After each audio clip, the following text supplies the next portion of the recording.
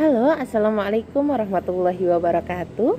Perkenalkan, saya Yulianti Ratnaning Tias, NIM 47 dari kelas Ekonomi Produksi Pertanian A. Di sini saya akan mereview jurnal internasional dengan judul Labor Efficiency in Construction Industry in Europe Based on Frontier Methods, Data Envelopment Analysis and Stochastic Frontier Analysis, atau yang bisa disebut sebagai efisiensi tenaga kerja dalam industri konstruksi di Eropa berdasarkan metode frontier, analisis pengembangan data, dan analisis frontier stokastik. Selamat menyaksikan. Oke, untuk yang pertama kita awali dengan pendahuluan dari jurnal internasional ini. Pendahuluan di sini membahas mengenai penggunaan sumber daya secara efisien merupakan penentu dari pembangunan ekonomi.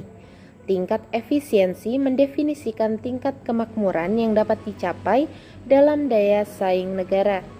Tekanan pada pertumbuhan efisiensi dan pengenalan metode produksi yang lebih efisien menghasilkan produk dan layanan yang inovatif terkait semua sektor ekonomi. Konstruksi termasuk dalam 10 aktivitas yang berkontribusi yang paling besar terhadap nilai tambah bruto atau GFA di negara-negara di seluruh dunia. Misalnya 5,7% di Eropa pada tahun 2013 atau 4,0% di Amerika Serikat. Di Eropa, industri konstruksi menyediakan lebih dari 12 juta lapangan pekerjaan, yang terdiri di Amerika Serikat lebih dari 6 juta lapangan pekerjaan, dan sekitar hal itu menyiratkan bahwa sekitar 5% pekerja dipekerjakan di sektor konstruksi. Sektor konstruksi juga penting karena berdampak pada banyak sektor ekonomi lainnya. Konstruksi rantai nilai mencakup berbagai kegiatan ekonomi, misalnya pertambangan, pembuatan dan distribusi produk konstruksi, jasa seperti desain, manajemen dan pengendalian, pemeliharaan, dan akhirnya renovasi dan pembongkaran. Untuk selanjutnya, penelitian pada jurnal ini bertujuan untuk berkontribusi pada literatur yang ada tentang efisiensi. Variabel yang dipilih meliputi aspek spesifik produktivitas tenaga kerja dan hasil menunjukkan komplementaritas dari kedua pendekatan tersebut. Penulis percaya bahwa analisis yang disajikan efisiensi komparatif dalam industri konstruksi memberikan wawasan yang berguna. Oke, untuk metode penelitiannya dapat sambil dilihat data di samping. Metode DEA dan SFA berasal dari konsep efisiensi Farrell yang mengusulkan ukuran efisiensi dengan mereferensikan kinerja unit ke production frontier atau cost frontier yang sepenuhnya sudah efisien. Kedua metode tersebut, DEA dan SFA, dapat mengakomodasi faktor lingkungan yang tidak dapat dikontrol dan tidak bersifat diskresioner yang mempengaruhi efisiensi.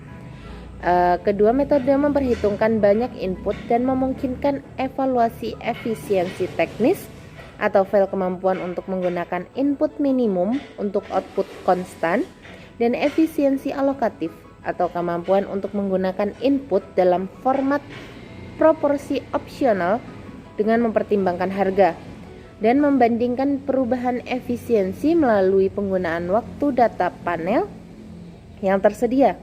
Karena produksi dan cost frontier tidak diketahui dalam praktek dan harus diperkirakan, DEA menggunakan isokuan cembung linier sepotong-sepotong, sementara SFA menggunakan fungsi parametrik seperti fungsi Cobb-Douglas.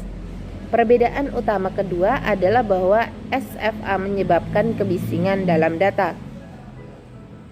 Untuk hasil dan pembahasan pada penelitian dan jurnal ini, Dijelaskan karena tidak mungkin untuk diidentifikasi semua perusahaan dan mengumpulkan data dari mereka semua, penulis memutuskan untuk menggunakan indikator kinerja gabungan.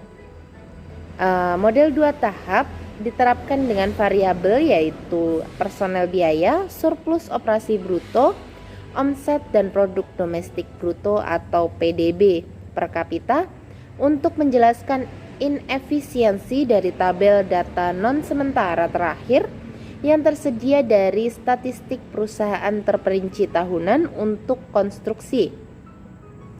Sampel penelitian mencakup data pada sektor konstruksi dari 29 negara Eropa di 2013. Pilihan negara untuk analisis dibuat atas dasar dua kriteria, posisi di Eropa dan ketersediaan data yang andal. Para penulis menyadari hal itu, pilihan input dan output.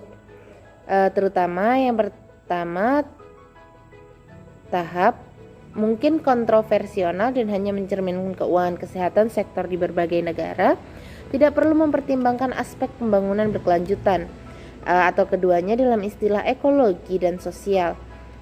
Namun PDB per kapita yang diperhitungkan di urutan kedua tahap memungkinkan koreksi hasil yang diperoleh dengan situasi ekonomi dan tingkat kemakmuran. Untuk hasil output dan data-data yang dianalisis dalam penelitian ini dapat dilihat dari tabel yang ada di atas, dan bisa diperhatikan jika di sana menggunakan data yang kompleks, serta hasilnya masih perlu diinterpretasikan agar mencapai hasil yang diharapkan. Dalam penelitian dalam jurnal ini dapat ditarik kesimpulan jika ada penelitian yang menggunakan DEA atau SFA secara terpisah untuk menilai efisiensi konstruksi.